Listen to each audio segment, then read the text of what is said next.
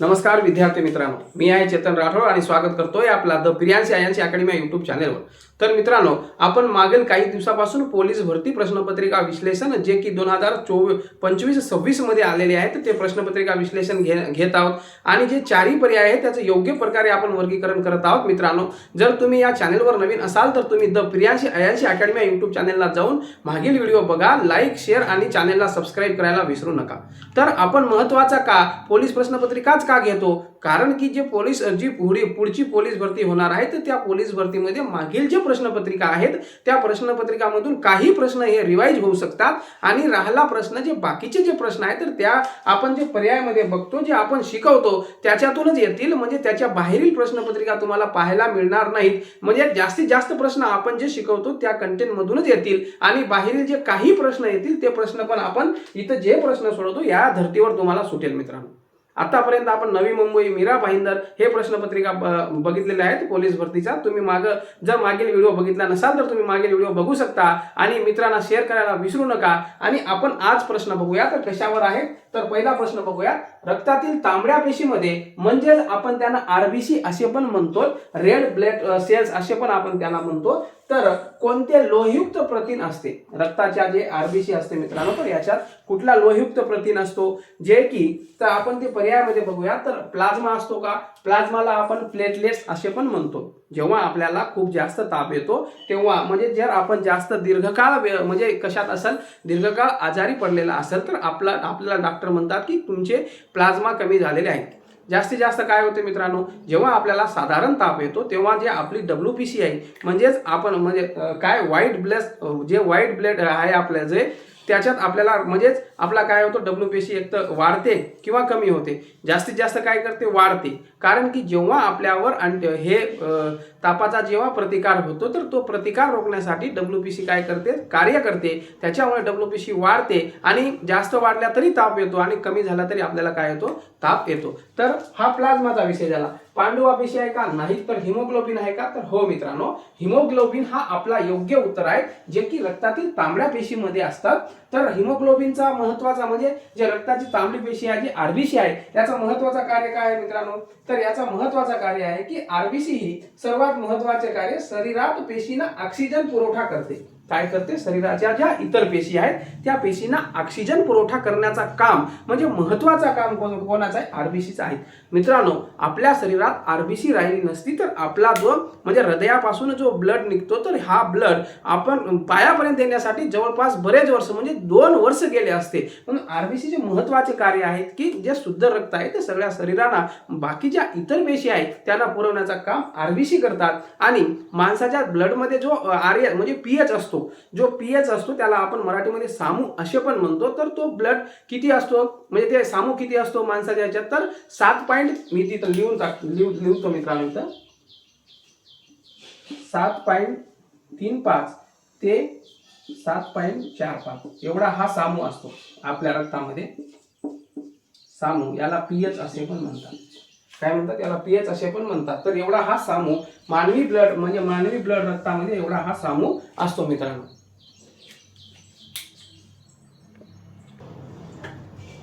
पुढचा प्रश्न बघूया।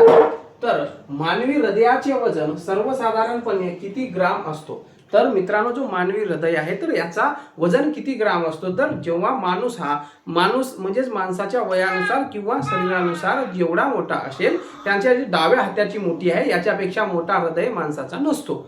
तर मग तो म्हणजे जे मुलं असतील त्यांचा पण हृदय त्यांचा जे मोठी आहे ती डाव्या हाताची मोठी आहे त्याच्यापेक्षा मोठा नसते। आणि जो प्रौढ माणूस असेल त्यांचा पण काय आहे तर हृदय हा डाव्या मुठीच्या पेक्षा जास्त नसतात। तर आपल्याला विचारले आहे इथं वजन किती असतो? तर 250 ग्राम असतात का? नाही। 300 ग्राम आहे का? नाही। 360 ग्राम आहेत का? नाही। तर मित्रांनो 460 ग्राम आहे का? नाही। तर 4 नंबर योग्य पर्याय आहे, 360 ग्राम असते। तर 360 ग्राम असणारे हृदय तर हे एका मिनिटाला किती वेळेस धडकते म्हणजे जे हार्टबीट असतात तर एका मिनिटाला किती पडतात? तर एका मिनिटाला हार्टबीट जे आहेत जे प्रौढ माणसं आहेत तर याचे 72 ठोके एका मिनिटाला पडतात। आणि जे म्हणजे जे मुलं आहेत, जे नवजात बालके आहेत त्याचं तर एका मिनिटाला किती पडतात ठोके? तर यांचे ठोके जे आहेत एका मिनिटाला 100 ते 120 असे ठोके पडतात। आणि जे प्रौढ माणसं आहेत, जे आता सध्या आपण जे आहोत, आता अडल्ट जे आहोत आपण, त्याचं काय येतं तर 72 एका मिनिटात 72 ठोके पडतात. आणि जे नवजात बालक आहे तर 100 ते 120 ठोके याचे हार्टबीट जे आहेत ते पडतात मित्रांनो. तर योग्य उत्तर काय आहे तर 360 ग्राम हे मानवी हृदयाचे वजन आहे. पुढचा प्रश्न बघूया. पुढचा प्रश्न हा चालू घडामोडीवर होता, पण पुढे पण या प्रश्नाची पुनरावृत्ती होऊ शकते, कारण की जे वर्ल्ड कप आहे, जे T20 वर्ल्ड कप आहे, ते दर 2 वर्षांनी होतो. आणि जो म्हणजे सॉरी हो दर पहिले 4 वर्षांनी व्हायचा, पण आता 2 वर्षांनी होतो. आणि जो हा वर्ल्ड कप वनडेचा वर्ल्ड कप आहे, हा प्रत्येक 4 वर्षांनी येतो. म्हणजे एक वेळेस जर तो झाला तर त्याच्यावर सतत आपल्याला 4 वर्ष प्रश्न विचारले जाऊ शकतात. म्हणून आपण घेऊया तर T20 वर्ल्ड कप मध्ये भारताने किती वेळेस किताब जिंकला आहे. तर मित्रांनो, T20 वर्ल्ड कप मध्ये भारताने किती वेळेस किताब जिंकलेला आहे हा सगळ्यांनाच माहित आहे का.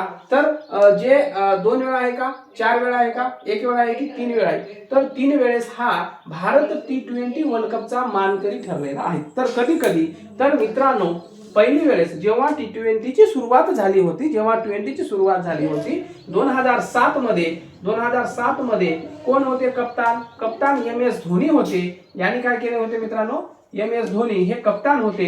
यांनी 2007 मध्ये भारताला पहिली वेळेस first time T20 world cup, आणि T20 वर्ल्ड कपची स्पर्धा पण 2007 पासूनच सुरुवात झाली, तेव्हा पहिली वेळेस यांनी किताब जिंकून दिला होता. विरुद्ध कोण होतं तर विरुद्ध पाक होता, म्हणजे पाकिस्तान हे विरुद्ध होते.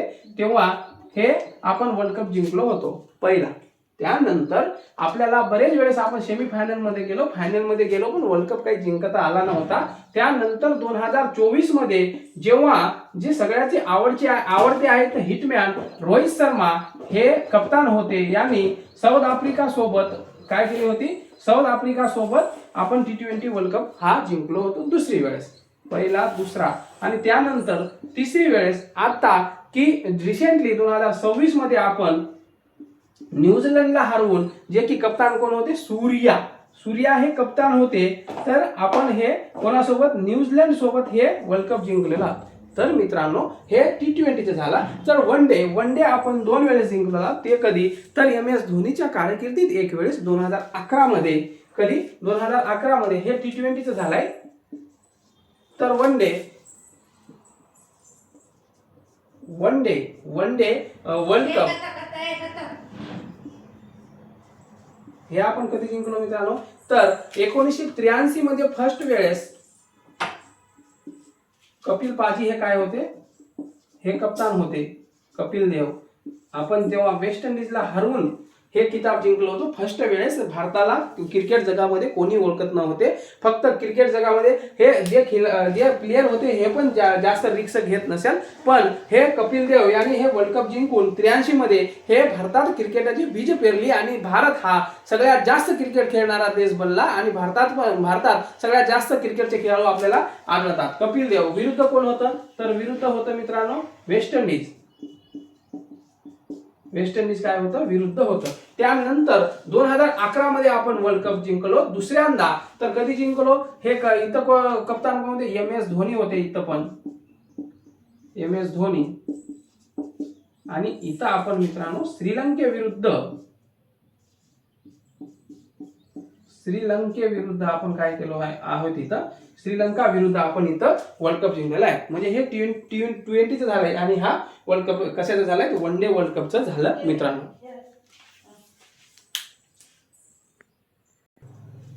पुढचा प्रश्न बघूया. पुढचा प्रश्न सोपा विचारलेला आहे, पण हा प्रश्न सोपा असून पण घातक आहे. तर जिथं सोपा तिथं धोका असतो. तर बघूया, महाराष्ट्र राज्याचे फूल कोणते. महाराष्ट्र राज्याचे जे राष्ट्रीय फूल आहेत तर हे राज्य फूल आहे. तर हे राज्य फूल कुठले, तर आपण बघूया. तर कमळ आहे का, नाही का, कमळ हा का आहे का, नाही. तर मित्रांनो, कमळ हा नाही.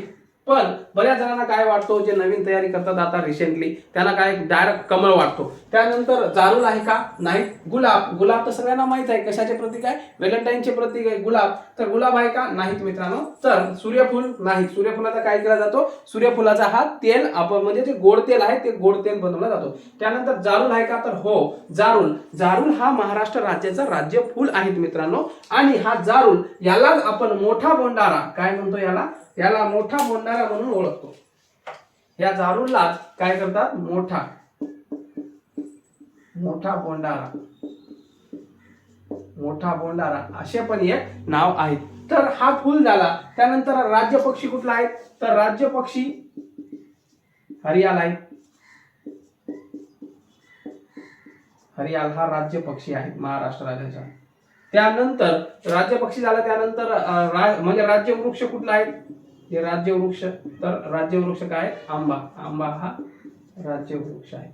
हा काय झाले, मोठा बोलणारा हा काय आहे, तर मोठा बोलणारा हा जो की जारूलाल मोठा बोलणारा असे म्हणतात. महाराष्ट्र राज्याचे फुल म्हणून कुठले फुल ओळखले जाते, तर हे राज्य फुल आहे. तर कुठले फुल आहे, तर मित्रांनो हे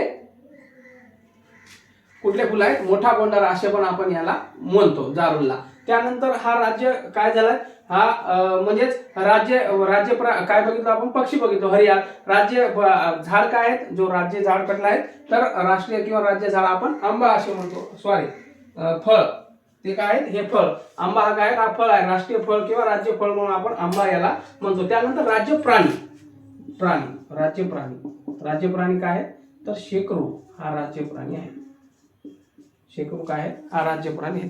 तर अशा प्रकारे आपण डिटेल सगळे प्रश्नपत्रिका घेत आहोत. मागं पण आपले प्रश्नपत्रिका झालेले आहेत. तुम्ही जर चॅनलवर नवीन असाल तर द प्रियांशी आयांशी अकॅडमी युट्यूब चॅनलला जा, मागील व्हिडिओ बघा सविस्तरपणे. म्हणजे याच्यात कुठले विषय आले, पोलीस भरतीमध्ये जेवढे विषय येतात त्याच्यात मराठी असो, त्यानंतर गणित बुद्धिमत्ता असो, GS GK चा भाग पण आपण घेण्याचा म्हणजेच प्रयत्न केलेला आहे, पूर्ण कव्हर पण केलेला आहे. मागील तुम्ही व्हिडिओ बघा, त्याच्यात तुम्हाला डिटेलपणे समजेल. आणि हा आपला जो महाराष्ट्र राज्याचा फुल म्हणून, तर हा जारूल याला मोठा बोंडारा असे पण म्हणतात. हा फुल विचारला होता आपण. राज्य पक्षी बघितलो, त्यानंतर राज्य काय बघितलो, फळ बघितलो, आणि राज्य प्राणी पण बघितलो. म्हणजे जेव्हा दुसऱ्या याच्यावर प्रश्न येईल तेव्हा हा आपल्याला या कामी देणार आहे. आणि आपण महाराष्ट्र राज्यात राहत असल्यामुळे ह्या गोष्टी आपल्याला पाठ असणे पण गरजेचं आहे मित्रांनो.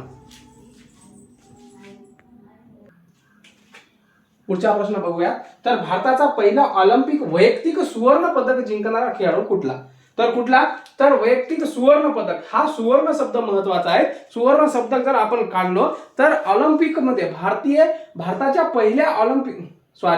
पहिला ऑलिम्पिक वैयक्तिक पदक जिंकणारा खेळाडू जर विचारलो तर हा दुसरा येईल. पण आपल्याला दिलेला काय आहे, तर सुवर्ण, म्हणजे जो सुवर्ण पदक आहे हा कोणी जिंकलेला आहे, तर बघूया.